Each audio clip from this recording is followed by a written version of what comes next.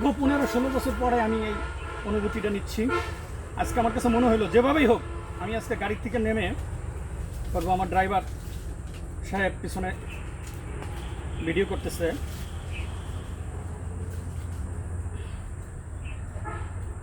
আমার যে চাকু, এই বড়গুলো পার। এই সুজন ভাই একজন ভালো মানুষ। জানি না পুরো খাওয়ার পরে মনে করবো আসলেই ভালো ভালো মানুষ হিসেবে আজকাল কাউকেই ভালো বলা যাবে না, সেটা আমি সহ। কারণ মানুষের মন একেবারে বিকলাঙ্গ হয়ে গেছে। ব্যবসা করতে পারলেই হয়। এটা কি গাম? এটা হাড়ি ভাঙা। একটা হাড়ি ভাঙ্গা নিব কিছু। এই এক পিস ওই যে গাছের দিকে পাইকে পড়ছে, এক পিস পাইলে বললো এলাম। এই দেন সেটা আমরা নিয়েছেন, যেটা যেটা সবচেয়ে ভালো সেটা নিয়ে আসছে সুজন ভাই আমাকে দেওয়ার জন্য। ওটা খান কিন্তু তুইলা। ওই সেরাম তোর শখটা হবে না। এই যে কথাটা কইছেন, এই কথাটা একটা